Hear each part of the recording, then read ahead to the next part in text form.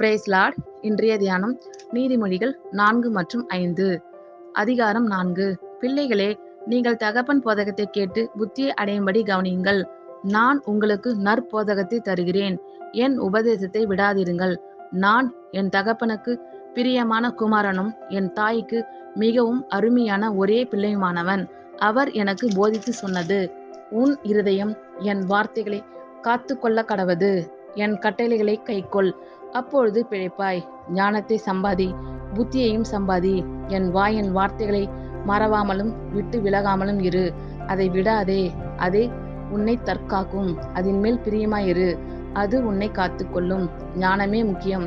ஞானத்தை சம்பாதி. எண்ணத்தை சம்பாதித்தாலும் புத்தியை சம்பாதித்துக்கொள். நீ அதை மேன்மைப்படுத்து, அது உன்னை மேன்மைப்படுத்தும். நீ அதை தழுவிக்கொண்டால் அது உன்னை கனம் பண்ணும். அது உன் தலைக்கு அலங்காரமான முடியை கொடுக்கும். அது மகிமையான கிரீடத்தை உனக்கு சூட்டும். என் மகனே, கேள், என் வார்த்தைகளை ஏற்றுக்கொள், அப்பொழுது உன் ஆயுசின் வருஷங்கள் அதிகமாகும். ஞான மார்க்கத்தை நான் உனக்கு போதித்தேன், செவ்வையான பாதைகளிலே உன்னை நடத்தினேன். நீ அவைகளில் நடக்கும்போது உன் நடைகளுக்கு இடுக்கண் உண்டாவதில்லை. நீ அவைகளில் ஓடினாலும் இடரமாட்டாய்.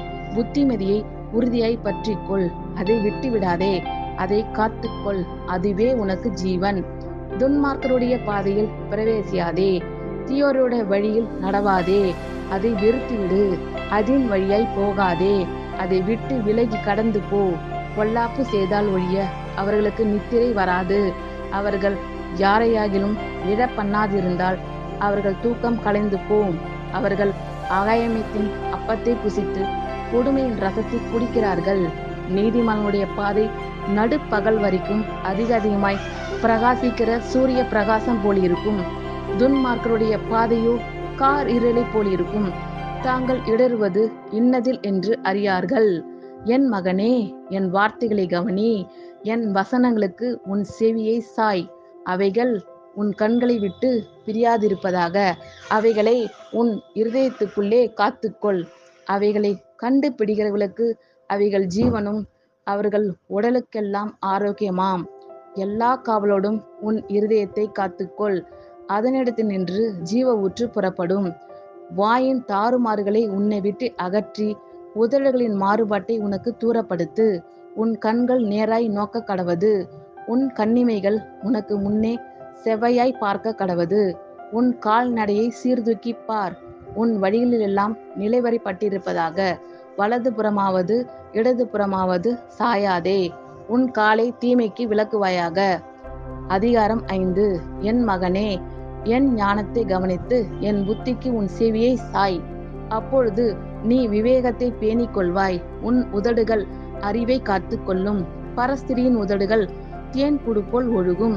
அவள் வாய் எண்ணெயிலும் மிருதுவாய் இருக்கும். அவள் செய்கின் முடிவோ எட்டியை போல கசப்பும் இருபுறமும் கருக்குள்ள பட்டயம் போல் கூர்மையாய் இருக்கும். அவள் காலடிகள் மரணத்துக்கு இறங்கும். அவள் நடைகள் பாதாளத்தை பற்றி போகும். நீ ஜீவ மார்க்கத்தை சிந்தித்து கொள்ளாதபடிக்கு அவளுடைய நடைகள் மாறி மாறி விகாரப்படும். அவைகளை அறிய முடியாது. ஆதலால் பிள்ளைகளே, இப்பொழுது எனக்கு செவி கொடுங்கள். என் வாயின் வசனங்களை விட்டு நீங்காதிருங்கள். உன் வழியை அவளுக்கு தூரப்படுத்து.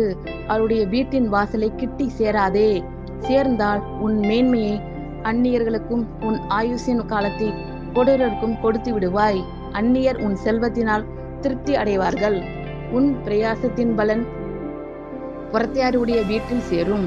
முடிவிலே உன் மாம்சமும் உன் சரீரமும் உருவழியும் போது நீ துக்கித்து, ஐயோ, போதகத்தை நான் வெறுத்தேனே, கடிந்து கொள்ளுதலை என் மனம் அலட்சியம் பண்ணினதே.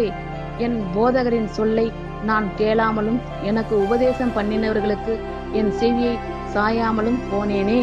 சபைக்குள்ளும் சங்கத்துக்குள்ளும் பஞ்சம் கொடிய எல்லா தீமைக்கும் உள்ளானேனே என்று முறையிடுவாய். உன் கிணற்றில் உள்ள தண்ணீரையும் உன் துறவில் ஊறுகிற ஜலத்தையும் பானம் பண்ணு.